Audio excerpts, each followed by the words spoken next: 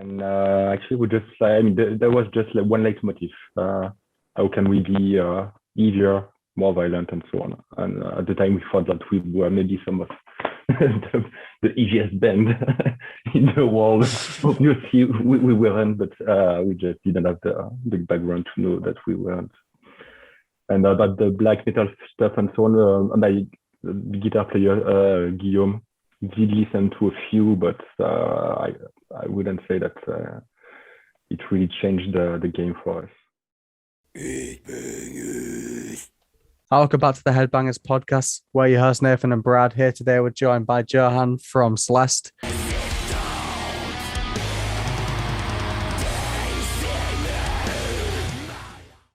How are you doing, man? Yeah, to be honest, I had quite a rough day, so I'm drinking beers to chill out. But I mean, hopefully we're gonna have some good time together.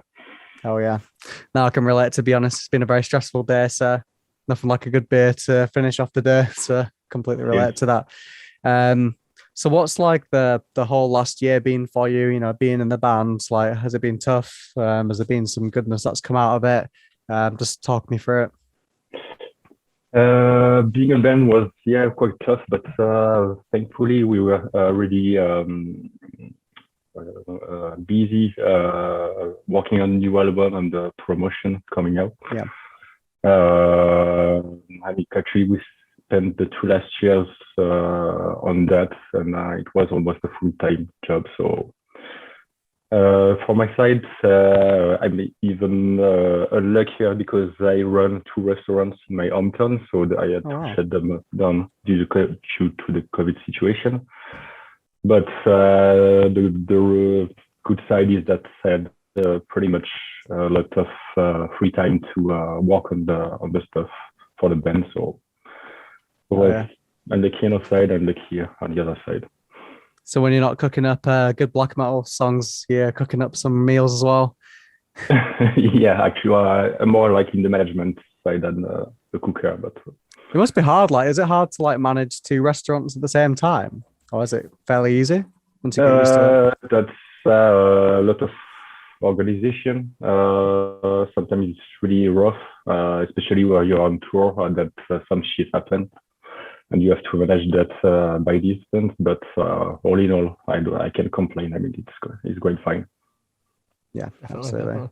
So, like, what was the writing process like for the new album? Like, what was the key challenges that you sort of faced whilst going into this, as well as like sort of a few things that you feel like you've adapted to and you've felt like you've done really well on the writing process? Yeah, actually, it was like fully new for us. We had to think about a way to work from distance, but that was a good thing actually, because it made us learn how to do home studio recording. We were really bad at that, so we have got on YouTube and try to learn the basics. And so we had to rethink the whole process of writing music. And the good side, I mean, I didn't thought it was a good side first, but hopefully it was at the end, is that we took more time for ourselves and to try to develop our own ideas without thinking about like what the other guys in the band are gonna think about my ideas. And so in some ways it kind of unleashed some new things that we wouldn't have done if we would have got to the rehearsal place as we were used to. So to my opinion, it was actually really positive for us. Oh yeah, I mean, I loved your last album, to be honest. Like, that's a really, really good album. Is it so compared to the last one? Like, what influences are you bringing in with the new one? Like, what have you been listening to? Like, lyrically, what's inspiring you? And then music as well. That's difficult to say because, to be honest, I don't listen to a lot of music, and that's not so new music actually. So I don't know if I got really influenced by some other bands. I mean, if I give an example, maybe you're gonna be surprised, but the band I listened to the most this year was Tesseract. I discovered Oh hell yeah, fucking love really Torrents. lately, and I don't think you can hear that in the new album. So I don't know. As I told you, it was more like rethinking the process and maybe bringing some ideas that we had in our mind since a while, but we did never thought it was sticking to the band well, or we were just too shy to bring it as a proposal for the other guys. And so maybe actually I brought some ideas from the 90s, I don't know, or 2K, because that was the period when I listened to most of the music I loved the most was coming from that period. Yeah. And also I think we were like more in a wide process. I mean, just taking a guitar, doing some riffs, and just checking whatever was coming from it, and rather than thinking like that's not Celeste, it was just like that sounds good, so I must try to put it in a way that's gonna stick to what we are gonna all like. Yeah, absolutely. I wanted to ask as well, like lyrically wise, what's inspiring the new album? Like, what kind of topics are you covering that's like, inspired the writing of that? To be honest, I don't like to talk too much about my lyrics because I think one of the key aspects of that is that I'd like some people to try to understand it by their own and maybe do some mistakes. That's something I like actually, because I mean, if you read my lyrics, you can think that maybe I'm some kind of psychopath. Or you can think that I'm like I don't know, some kind of guy who want to help people in need, or some who have some really good thoughts, and hopefully I'm more in the good side. But I really enjoy also that people think that I'm just a weird guy, and just the only thing I don't understand is that when people can't understand that you can think about really bad things, but be really positive guy in the everyday life, which I am. That's the thing. Like, I think a lot of people who are kind of on the outside with like listening to metal, I think, because like I'm in a band, and like a lot of the people I work with are there like, how can you sit there and like shout your head off about really negative things? How does that not like really affect you mentally? And they're like, well, because like there's people that make horror movies and they're not serial killers. Yeah, there's people. Do you know what I mean? There's people that literally clean up crime scenes. Have you fucking seen Saw and Hereditary? Like, Yeah, like there's people. I think that leaning into the dark elements of the human imagination is probably, in reality, a kind of a good thing, because if anything bad does happen, it almost really prepares you mentally already for that.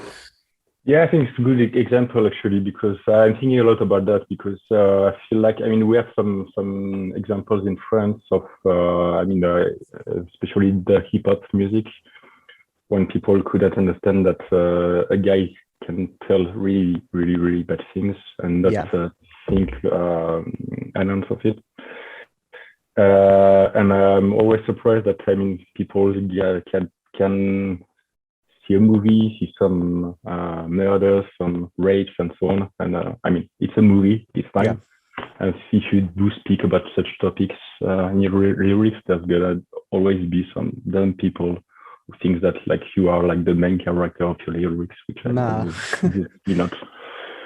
And I mean, obviously, I don't. To be honest, I don't read too many lyrics from the bands I listen to, but I guess that some of them are pretty rough because it's metal, and so it has to be. And so if in metal everybody was mentally disturbed, we would know it since a while. Actually, I think it's a really positive movement. I don't know if you've been to the Hellfest in France. I mean, I'd love to go. Yeah, no. me and Brad have always. I really want to go. Just a bunch of kids of retards and just enjoying the music and drinking beers. I mean, No, and there's no fight, there's no violence. I mean, everybody's fucking positive there. So Yeah, everyone's having a good time. and That's what it I'm is. pretty sure that most of the people have a band or something. Yeah, like I mean, as a whole, like the metal community, they're quite happy people. Like unless you like go online and read comments, like, but everyone on the internet's fucking angry about something. But like, if you actually go to the shows, like everyone is just there to have a good time and unwind. You know, they've all had a hard week. They go to a show, they have a fucking good time. Like, and yeah, some of the lyrics are a bit dark, but it's not like the topics that are covered, you can't just pretend that they're not there. Like, you know, some of these like travesties and hardships that people go through that they relay in the music, they are there. It's real. Like, you know, you might want to listen to something happy, but sometimes it's nice to kind of hear someone that might be talking about something that you've gone through yourself, or, you know, a topic that's quite dark and you want to learn more about. I personally find that more interesting than just something that's like generic lyric writing. Yeah, and to be honest, I don't feel like the need to speak about dark topics, but I have to find some ideas that stick to the melodies we have, to the energy we have, to the imagery we have. And so I think it's more interesting to have a package that is consistent. And so it wouldn't make sense if I would speak about really happy things with the kind of melodies we have, obviously. Yeah, I think as well, like, because I don't know, I'm speaking for myself here, but when I write lyrics, I'll like write about personal sort of hardships, but I always make sure that I write about like the overcoming of it as well. And for me, it's like a form of therapy, like where it's there, like, you know, I wrote this when I felt really shit, but I also, you know, wanted this to be a sort of, you know, I feel this way. A lot of other people feel this way, but there's also another way of getting through it. You know, you can work through it, like rather than dwelling on it. Like me and my band have spoke about this a lot, where we like, the newer stuff that we're going to be writing is going to be a lot more positive, weirdly, because like, you know, we wrote a lot of our first stuff during lockdown and was like super down in the dumps, you know, like basically like, we were really negative, and now I feel like we've finally hit a point where we're all actually really positive about everything. So it's just gonna be a really weird contrast, and I imagine it's probably the same for you, where writing about dark topics almost is a weird form of like escape as well as, you know, therapy in a way. To be honest, I don't, because really I don't speak about myself. Actually, I talk about a lot about women. Obviously, I'm not a woman, and so I'm not the best one to talk about them. But I don't know why it's a topic I'm interested in, and it's also coming with our imagery, which is quite important for us. And I know that a lot of people think that my lyrics are really deep and really thoughtful. I don't say that they aren't, but I don't put too much weight and or pressure on what I'm writing. I mean, to me, it's just more tool to make the music shine. And if people think it gives deeper layer to the music, then I'm totally fine with that. But there's not so much mystery about what I'm doing, and no, not such deep understanding to have about that. Absolutely. Sorry, it's a bit lame to say that, but I prefer to be honest. No, honesty is the best policy. I wanted to ask as well, because I feel like France has a really cool black metal scene. Like there's a lot of avant-garde black metal bands that have like re-emerged over the years. You know, you've got stuff like Deathspell Omega and Blue Nord, and then obviously you guys as well, which are like probably three of my favorites. What is, as someone that's obviously lives in France, what is like the black metal scene over there? Do you think there's like a good booming scene that's coming out right now? Talk to me about it. Yeah, actually, what's funny is that, to be honest, I'm not into black metal at all. I don't listen to. I just get aware about what's going on. Yeah. I know some guys, of course, who like such dance. I don't say they are bad. I mean, they're definitely good, but I wouldn't put Spotify and listen to the Spell Omega. Or, but else not. I know they are doing some good stuff, but I'm not interested in such music. But yeah, I do understand that, and I'm quite proud actually that I mean such scene is so famous, and we've been asked quite a lot of times, yeah, why such stuff? Why from France? My idea is that maybe it comes from romanticism. I don't know. Yeah. You can find this influence in the imagery, in the topics we're talking about, and also, I mean, what's more important to me, and that's what I focus on when I write music, are the melodies. And there's something, to my opinion, really different in the French scene. We are like really used to write some quite sad melodies. And when you listen, I mean, to most of the metal, actually, I won't say it's positive, but it's lacking, to my opinion, some deepness in the melodies. So maybe that's what makes us a bit different, and hopefully that's what people like and enjoy. Yeah, you don't, guys definitely have like a very unique sound. So I think that's what I always appreciated about your music.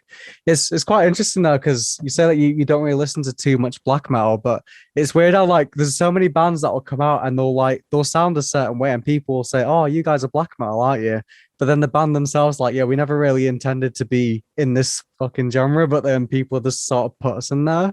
So it is quite interesting that way. But I think the French black metal scene does sound different to, say, the Norwegian black metal scene or the English black metal scene. But in their way, I mean, even if I don't know it well, I mean, the Norwegian black metal, I guess you can differentiate them from any other scenes too. You just have to listen to two or three riffs, and you know what they are. Yeah, that's quite funny. I mean, it's pretty. I mean, surely it's coming from our culture. Yeah. The musical background we have all, and it makes me think about a scene I know much better, which is the Japanese scene. I mean, that's the same for them. I mean, it's even more obvious when you listen to Japanese band. They have such crazy melodies that none of us have. And that's the same. You could think like, okay, what the fuck?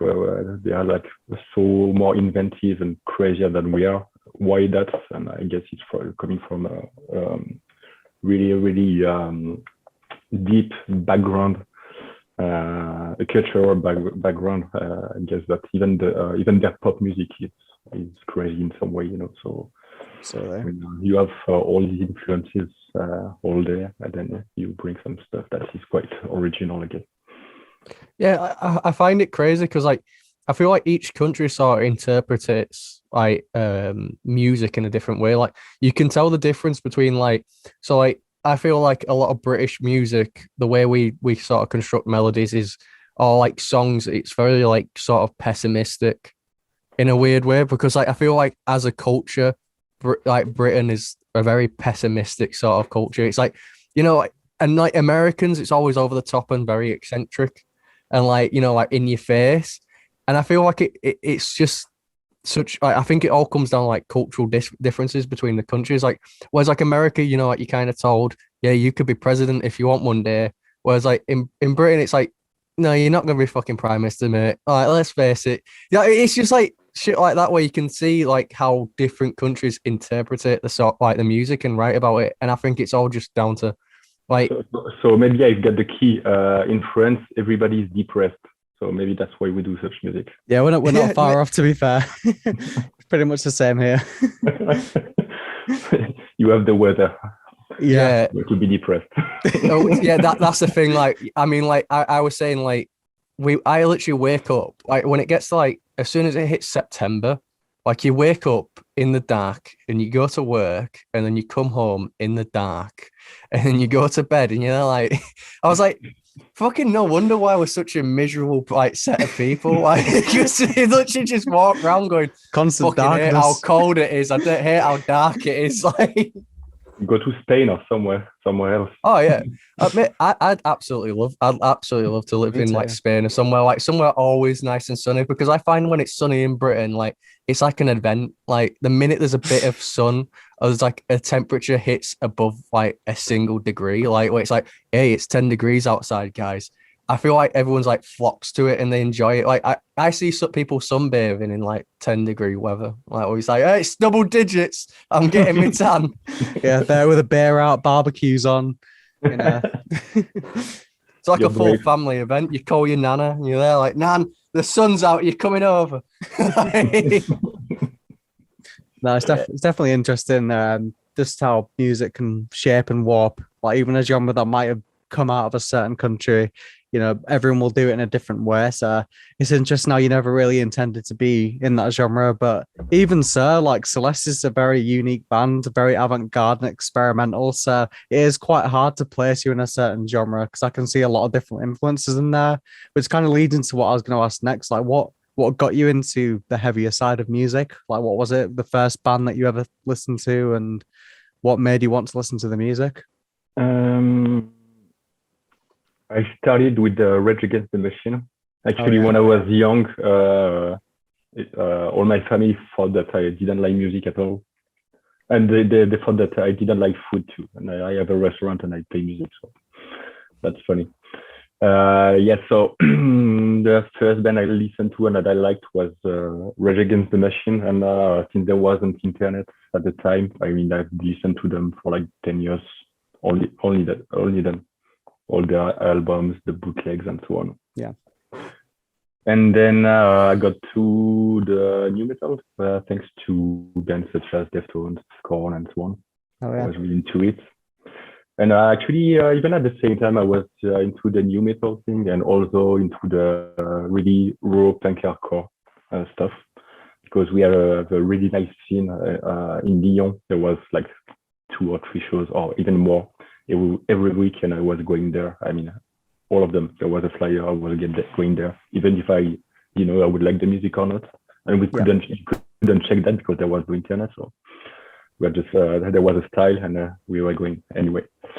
And then I got a band before. It was called Me Rich, which was screamo. And I don't like this term screamo because it was a sad hardcore band. Let's say that. Okay, go. So yeah, I was saying that I was like more into the Cult of Luna and so on stuff. I was like, I wanted to do something fucking heavy and violent. Yeah. And I found the nice guys to do that. And so I bring some music, show them what I liked and so on. And so we started with the idea to do something quite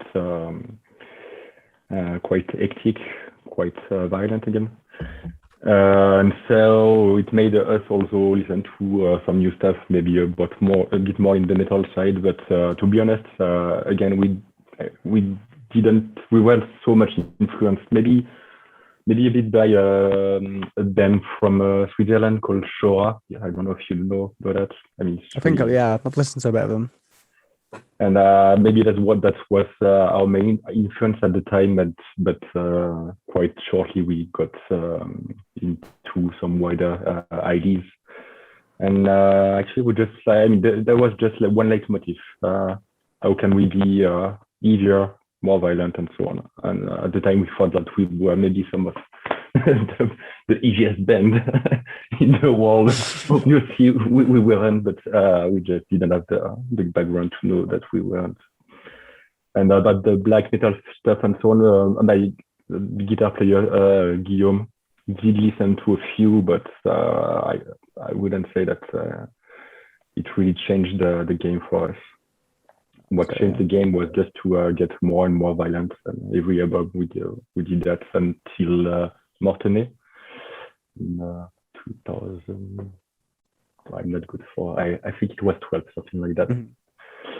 And then we felt like, okay, maybe that's the most we can do in the violent ways. And so then we got more into more melodious things and tried to make stuff that was a bit more diverse. And actually, I think we pretty much failed at it.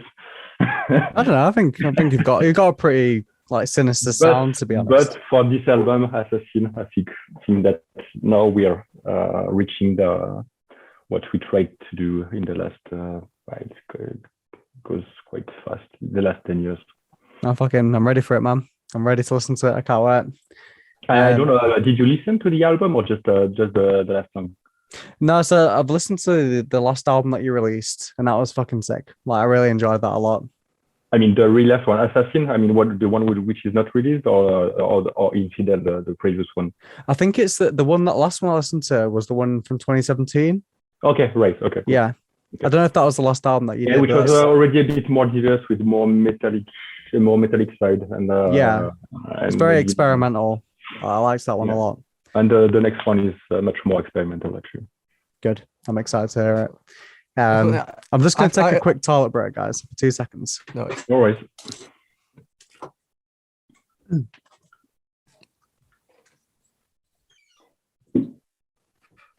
Yeah, I find it crazy that you guys kind of got put into the black metal sort of bracket, because from what I listened to, I felt like you guys sort of sounded more like Blackened death metal, if that made any sense. Like, you know, like a more darker sort of theme to death metal. We've been called sludge a lot. Honestly, I think I almost didn't.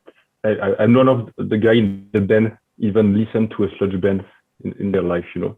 And sludge is coming really often, so it's even worse than black metal, because honestly, we listen to a bit of black metal just to know what it is.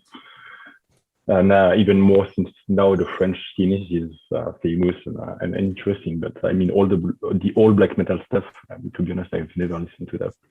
Sludge, never Doom. I mean, I don't. Recently, I listened to Doom.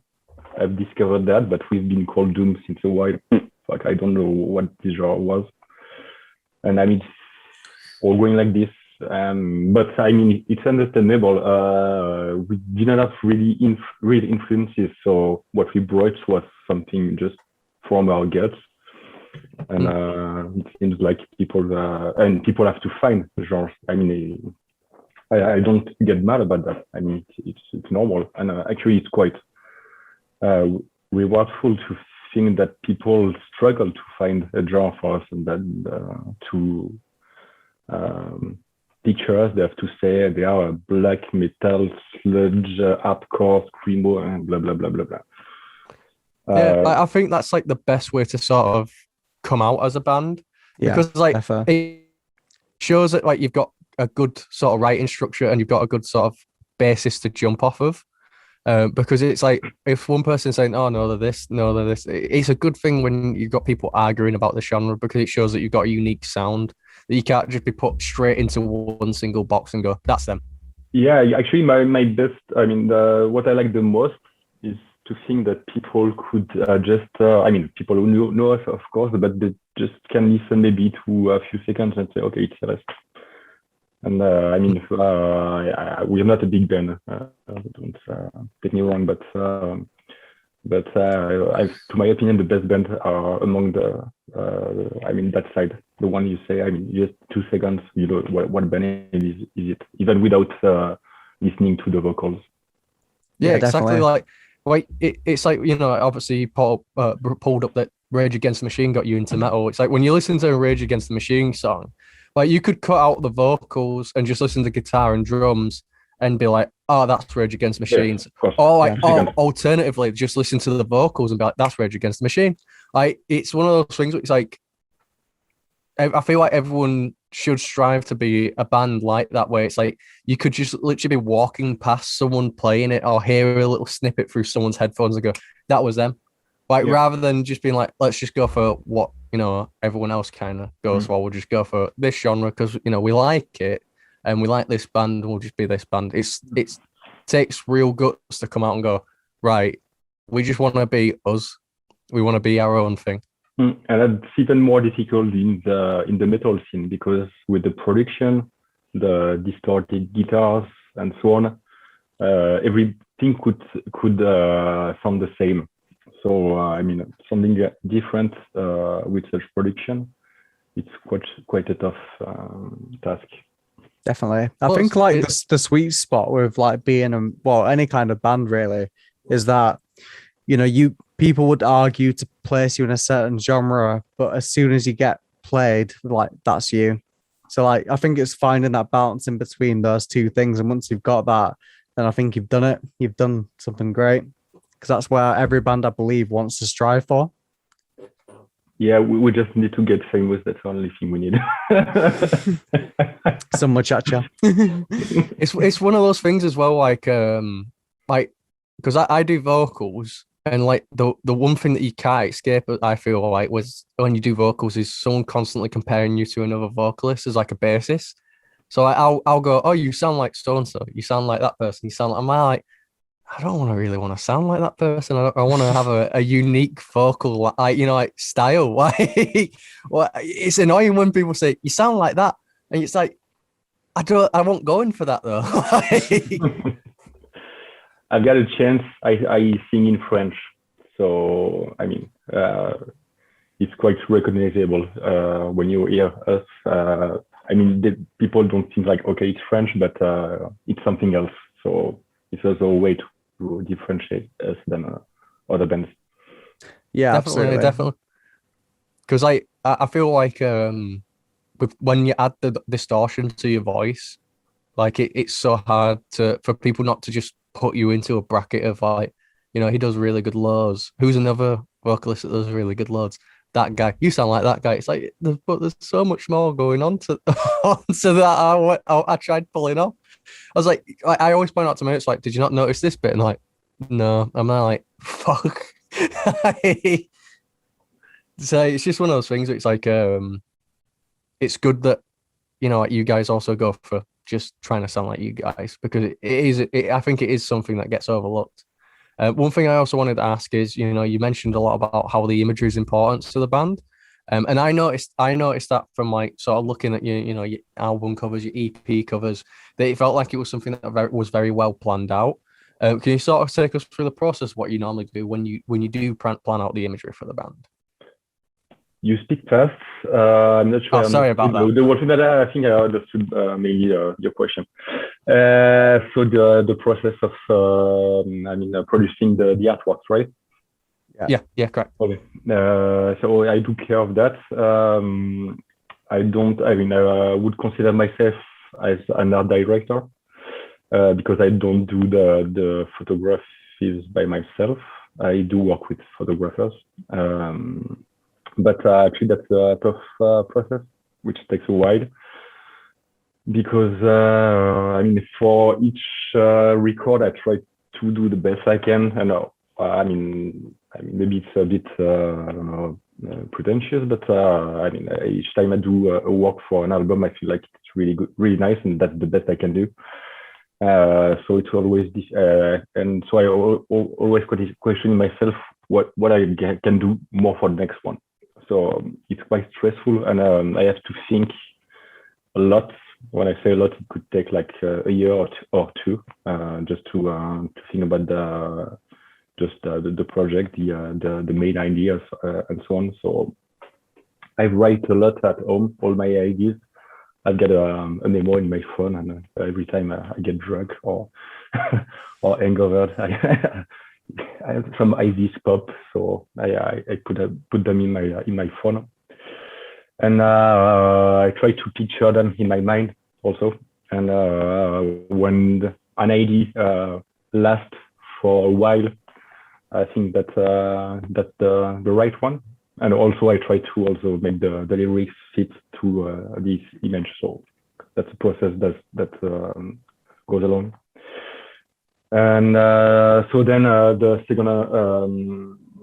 second step is to find a good photographer to work with. So usually I spend like months on the internet seeking for stuff I like. And I'm quite picky, so sometimes I'm desperate because I don't find the people I like. And fully it took a while, but for this one I work with a Bulgarian photographer. And so I had to set up the whole photo shooting process in Bulgaria, and I flew there to do the shooting session. And thankfully, it was not exactly what I expected for that one, but even better than what I had in mind first. So I'm really, really happy with the outcome. But that's a lot of work, and also a lot of money. I think with a band such as us that is not so famous. Pretty sure that no band has hours spent so much money on artworks. It's just crazy. But I think it's so important now, and it's good that you're a perfectionist when it comes down to it, because a lot of bands will only focus on the music and that's it. But I really appreciate bands that will also focus on the artwork, the music videos, everything like that. All the sort of creative aspects that go around that. So I think it's pretty cool that you went to that much length and effort just to make the artwork amazing. Yeah, it's almost the same idea than what we have in mind for the music. First of all, we don't like to sound like each other, so that's the same for the artworks. I don't want my artworks to look like any other band's artwork. And also, I love the idea that maybe people are gonna just see the new artwork. They would never see they've never seen it before. They don't even see the name on it, and they're just gonna say, okay, that's a Celeste artwork for sure. That's the main idea I have. And also, I don't like the idea of concept album. I've done some in the past, but it's a bit different for me now. I like everything to stick together, so it's important for me that lyrics, the artwork, and the music all fit and make a global artistic object. Absolutely. So we talked about your music and your artwork. I want to ask, so what are your hobbies and interests outside of music? Like, what do you get up to? What do you enjoy to do that's not music related? I drink a lot. Hell yeah. Amen to that. I party less since the COVID, but I'm quite simple. I like to go to restaurants, not mine. Just enjoy going to restaurants. I would enjoy, and I like to test everything. So every day I'm going to a different restaurant. Like to travel fully with my band, but when weekends, I'm used to also go abroad a lot. Yeah.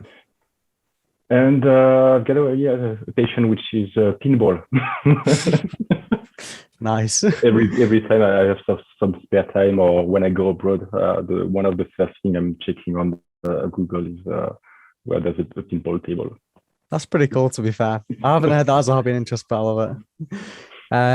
I wanted to. So, if you manage 2 restaurants, like when you go to like another restaurant that's not yours, do you feel like you're very like harsh on the food? Like it's got to be like top 10. It's got to be like 10 out of 10 food. Like. Yeah, I'm super picky. Super picky. Yeah, I'm a nightmare. So a while ago, when people asked me, "Did you like it?" I was frank and say, so I had some trouble sometimes. And I'm like, okay, fuck it. Nobody wants to hear the truth about what they're doing. So, when people ask me, was it fine, even if it's shitty, I say, okay, yeah, it's fine. Just say how it is. This food is shit. Make it again. Yeah, I imagine like working with a restaurant when if you like even being there, like seeing certain things, like, that's not, you shouldn't be doing that, or like be like. I know people that could make this 100 times better. I imagine it's just so hard to sometimes be like, "How was the food?" You're like, "Yeah, great." Yeah, great. Yeah, definitely. It's like the steak were a bit overcooked, mate. But I've done it several times. But yeah, when you just get some endless arguments, you feel like, what's the point? They just ask you if you like it, just to have the answer they want. If it's not what they want, you are wrong, not them. So fuck them. Absolutely. So I'm one of those people where so say if I go to like a pub and I just get food there, like I'm not really too picky, but if I actually go out specifically to a restaurant and I hear good things about it, if it's like not even like remotely close to how anyone described it, or like how like if it just isn't what I was expecting, then I'll be like, oh, I'll have it. No, I'm not going there again. Yeah, Like, because it's one of those things where it's like, you're like, okay, you know, if you go to a restaurant and you end up paying quite an all right amount for food, you're expecting something really good, and if it's not even like remotely close to that, you're there like, yeah, fuck this. I'm not coming back again. Yeah, because I mean that's the same with music. There's so much choice that why giving a second chance? I mean, you don't like it, you don't go back. That's it.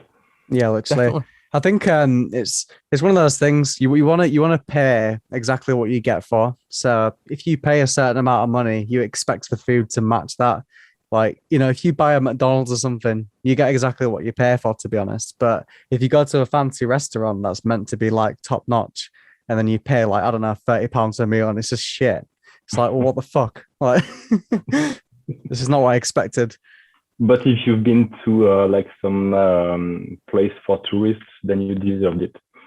Yeah, definitely. Like when I go Definitely. when I go like to a different country, like I'll never go to like the mainstream areas. Like if I see like other British people there, I was like, right, okay, let's go to the other place. It's like, yeah, because it's always like the most shitty, overpriced food because it's just like people pay for it. So you got to just find like where the locals are eating, and that's going to be the good place. It's like I recently went on holiday with my girlfriend. We just went to Whitby. It was still inside the UK.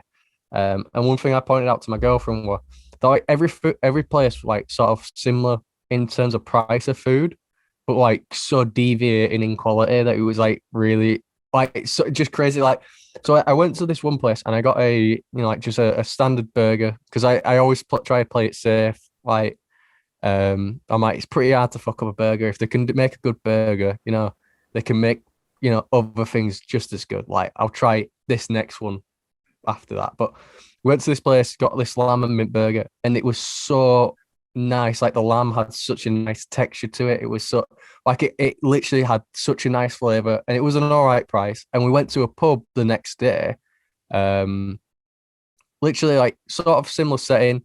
I asked for like a seafood platter. I'm there like, you're literally right next to the sea. It better be fucking banging. Like, and I got it, and the fish, obviously it was battered, it was just soggy.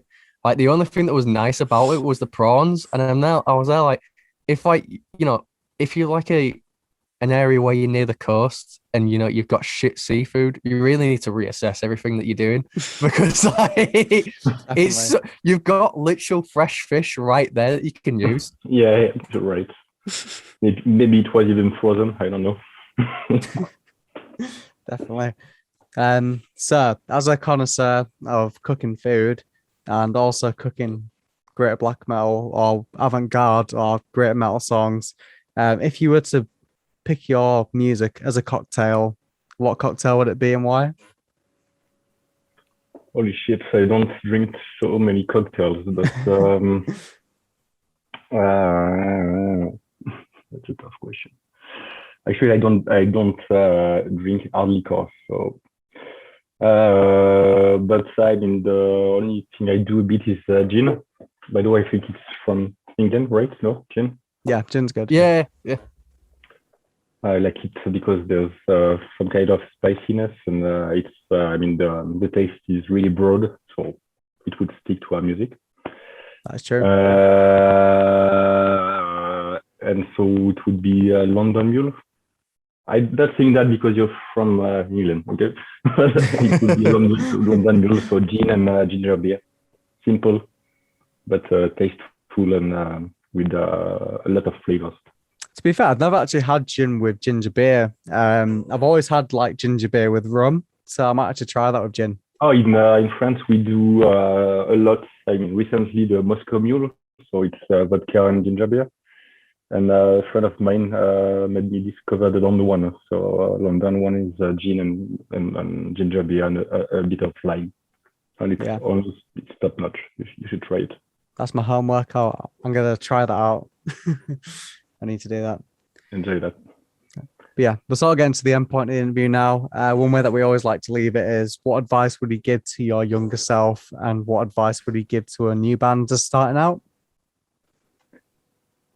To my younger self, honestly, nothing. I mean, maybe I'm too optimistic, but I really enjoy the life I have, so I wouldn't change a comma about it. I mean, you always expect for something better, but I mean, obviously, I'm really happy with what I have so far, so I can complain. Maybe, what would I say to my younger self as a musician would be to not think too much about the ethics, being too DIY and so on, because I was really strong about that, and so we didn't promote anything for like 10 years. Yeah, and I think it was a huge mistake, and it's on me. And so to people who would like to start up a band, to be honest, I wouldn't like to start up a band right now. It's too difficult to shine through all this mass of new music that we have today. It's a pain in the ass, but I think that the one who's gonna do best are the one who's gonna get super professional really quickly. I wouldn't think I would say that anytime soon, because to be honest, I was really the kind of guy who was saying like real doesn't make sense, doing a proper sound check. I didn't give a shit. I was playing my shows. I was fucking wasted, and now each step I do is to just do what professional people did. And I was looking at them long time ago, and I'm like, okay, sadly they are true. So yeah, I think the most professional you get, and it's gonna get easier for you to maybe shine through this scene. But sorry, I'm really pessimistic on that topic, because I think that nowadays it's so difficult to start a band and to hopefully get famous. I mean, I don't even consider Celeste to be famous. So, and it's been 18 years we're doing that. We've done 500 or so shows, and even today, and maybe thankfully thanks to Nuclear Blast and all the stuff we're going to release and promote, maybe you're gonna pump the thing a bit. But that's tough. Oh yeah, and the best advice would be it's a bit the contrary that one as I said, but I'm gonna explain myself. The most you want to get famous, the least you're gonna be. Yeah, that's a really good point. The most you want to earn money from the music, the less you're gonna have. I mean, pretty sure that this is quite relevant, because I've seen so many people around us thinking that they're gonna get famous and get money out of the music. And, I mean, maybe that we were the one who didn't care, and we are quite pretty much the most successful around us. So maybe just don't giving a shit is part of the success too. I think you got to do things for the right reason. Like, do it because you love making music. Don't do it because you want to get famous. But I think that goes for anything like that you want to do. Like, if you want to make films, don't make films to get famous. Make films because you want to create art and enjoy it. So I think that's pretty good advice, to be honest. And I think sometimes like being pessimistic is being realistic in a way. Yeah. Like, you know, you've got to see the challenge. I always say go for it. If you really love it, go for it. But, you know, do it all the things for the right reasons. Otherwise, it's going to go up in flames. I didn't get you. Sorry. So yeah, I think to just do music or do films or do anything that you want to do for the right reasons. Again, I'm sorry. Is it cutting out my audio? No. I'm just too bad at English to get your question. Maybe it's simple, but I don't get you. So please rephrase. No worries. Yeah, I think just like when you're creating music, do it for the right reasons? Oh yeah. You're right. And the right reason is the passion, and I mean, to do something you enjoy. I mean, if you feel like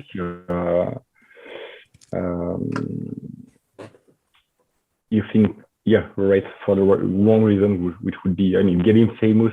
I mean, especially nowadays, is like the goal of many people. But we all know that first of all, it doesn't make you happy, and all in all, if you get famous for doing something you don't really like, or not exactly what you like, I mean, it's quite senseless and much less tasteful, I guess. Yeah, absolutely. Definitely. Yeah, thank you so much. You're welcome. Yeah. Really good. No, it's been a really great thank interview. you for coming on. No worries. Hopefully, we're gonna meet you someday in UK. Yeah, I was gonna say, like, I hope you should come over and do a tour sometime soon. Obviously, when things are less crazy. We're gonna play in March in London with the Conjurer. Oh shit! That's I love Conjurer as well. Can you do Manchester as well, please? Yeah. By the way, we're doing a 1 month tour with them. So. Oh yeah. Are you doing just London, or are you doing Manchester as well, or anywhere up No, north? just London. I don't worry, but yeah. Sorry. So you must take a plane or a train to get to that show. London get everything. It's not fair. Trip. We get shit down here. To be fair, Brad, it's not a bad trip. We'll just go down to London, man. Like, because I think it'll be a fun gig. So I'll definitely be coming down. Oh yeah. So come to me and we'll have a beer, and if you can then. Okay. Oh yeah, man. Definitely. But yeah, it's been sick. It's been really fun talking to you, and I really can't wait to hear your new album. If it's anything like the last one, I'm sure it's going to be fucking crushing. So can't wait for it. Hopefully you'll like it. Thank you so much. Thank you. It was great meeting you.